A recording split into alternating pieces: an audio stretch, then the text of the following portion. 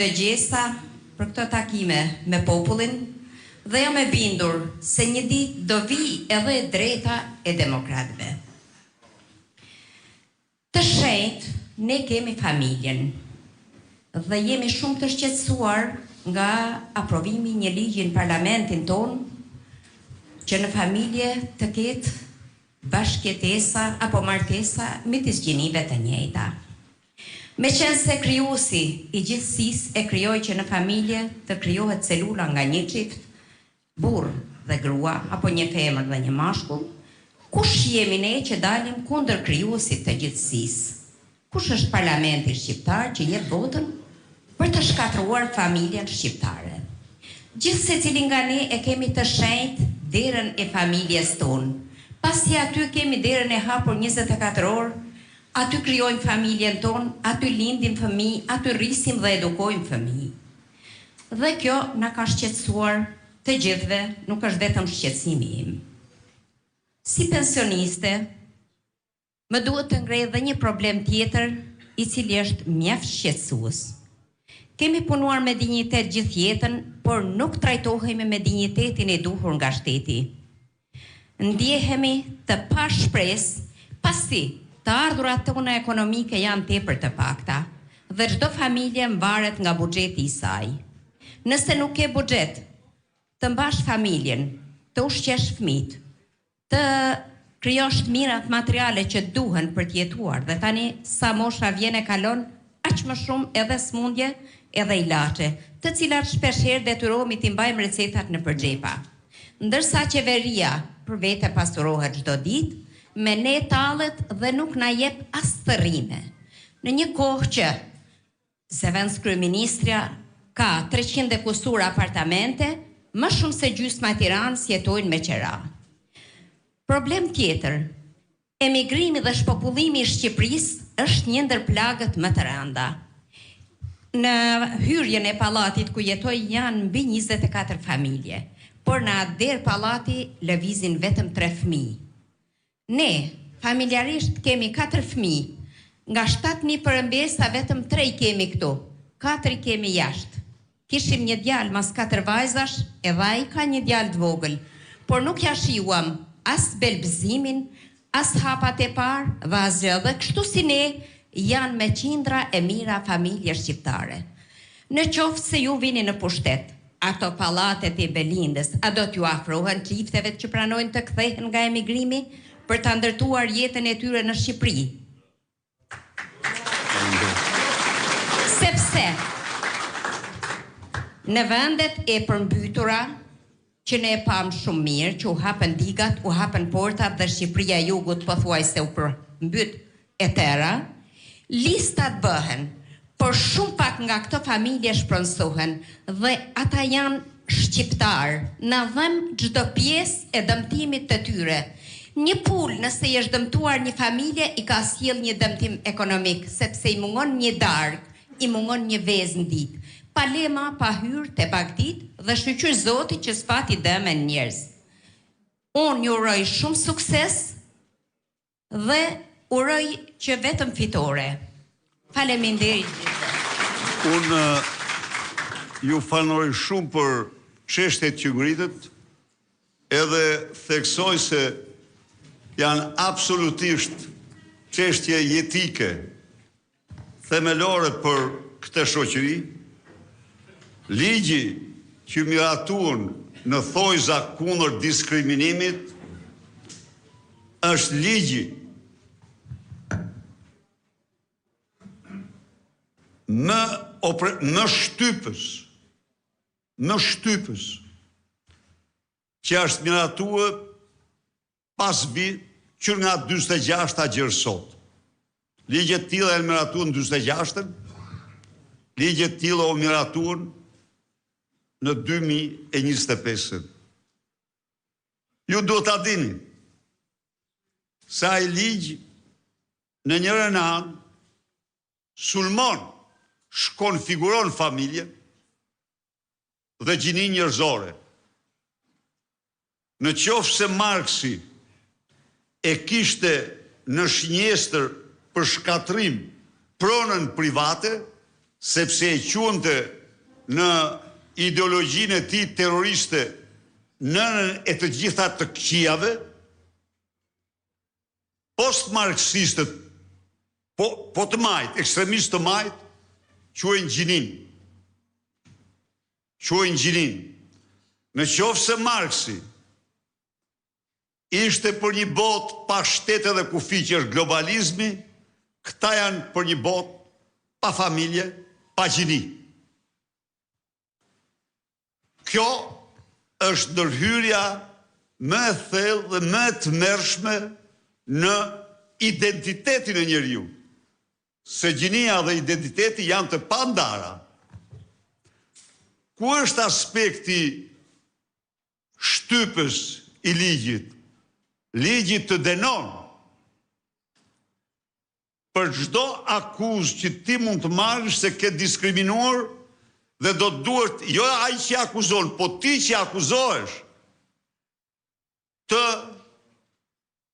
të provosh se ke diskriminuar. Ligji përmbys parimin në më themelor të drejtësisë dhe të lirisë të drejtave, parimin e prezumimit të pafajësisë, kur nuk është provuar pafajësia.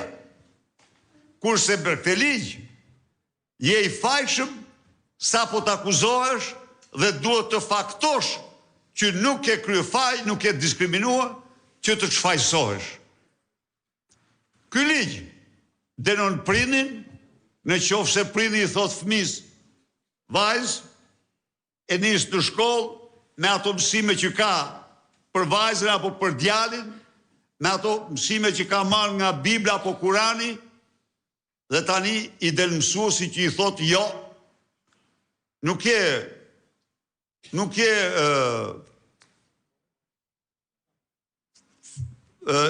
je krishtiani, po je krishtiana.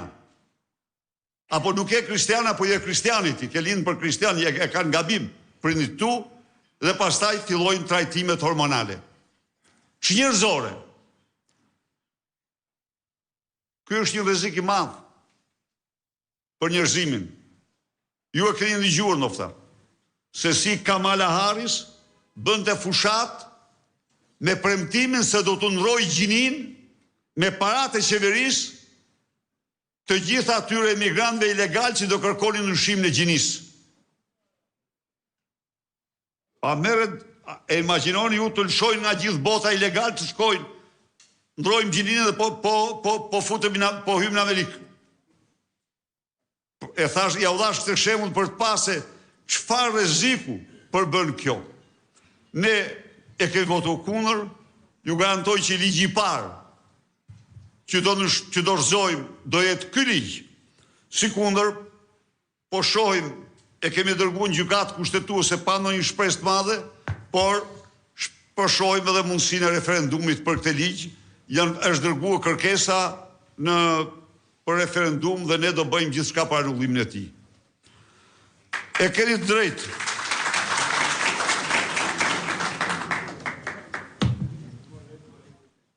Pensionet sot, në qoftë se qeveria i qëndronte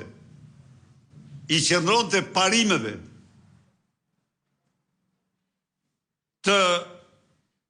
parimeve sociale,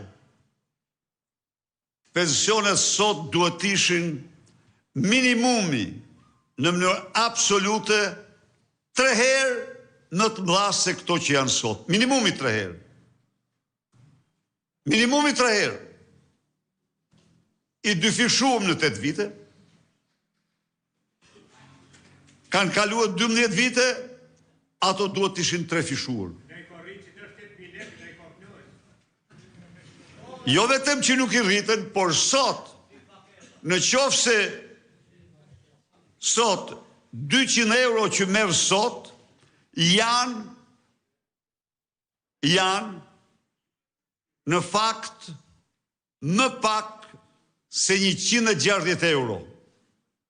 Pra janë me një zbritje të madhe për shkak të inflacionit dhe çmimeve, prej të paktën minimumi 25-30%. Ju garantoj se ne, si që kemi shpallur në program, s'pari do vendosim minimumi jetik dhe ai do rikalkulohet se çmimet po rriten dhe më shumë, dhe pas minimumit jetik për çdo shqiptar do ketë një minimum jetik, pavarësisht se çdo njeri që ekziston në këtë vend do ketë një minimum jetik dhe mbi të do llogariten pensione të cilat do esin me shpejtësi drejt 2 fishimit, 3 fishimit dhe më shumë. Pra, ne i qëndrojmë të vendosur politikë sociale, çfarë ndodh sot, këta i vjedhin të gjitha. Këta, më falni, nuk mund të ketë vend në botë. 67 miliard euro kanë patur këta në dispozicion 12 vite. Sipas kontrollit lartë të shtetit, bankës botërore, po dhe këto që po dalin, këta kanë vjedh rreth 90% të tyre. Po si, urdhë, 130 milion djegës i Tiranës nuk ka një tull aty. Urdhë tendri tjetër naksh. Tendri tjetër naksh. Meraj fiton tendrin me 75 milion. As një shpenzim. Të gjitha aparat në kontot e tij. Pa ble asgjë, pa shit asgjë. Vjedhje 100%. Rrugët kushtojnë 5 fishin, 10 fishin e çmimit të tyre. Urdhëroni, se si u shemen njëra mas tjetrës. Se si shemen njëra mas... Të gjitha rrugët e ndërtuara për i tyre. Greqia shpalli tani tendrin për të ndërtuar rrugën Janin Gjirokakavi, 4 milion euro autostrada. 6 korsi, 4 milion euro. S'u shkoj. Këtyre u shkon 22 milion euro, 20 milion euro, sepse vjedhin në mënyrë më të papërmbajtur. Pra, e thash këtë për thënë se parat janë. Edhe për rrogat, edhe për pensionet, edhe për minimum jetik, edhe për ilaçet.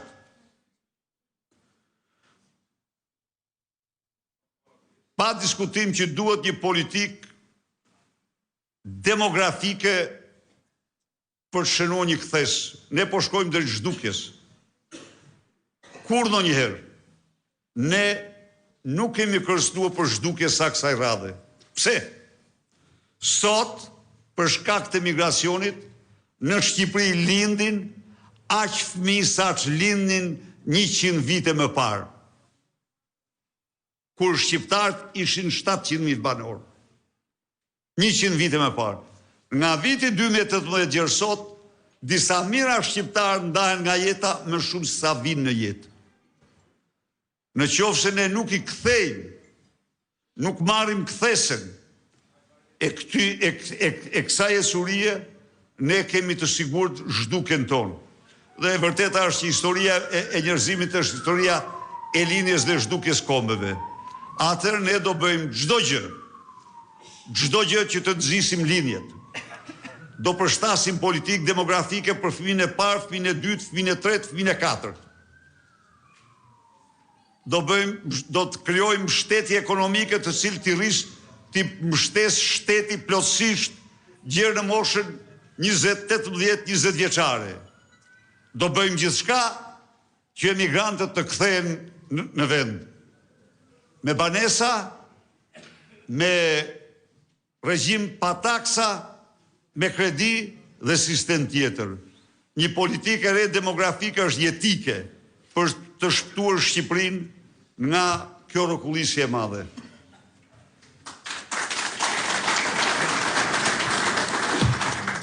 Po, kalojmë tek zotëria atje.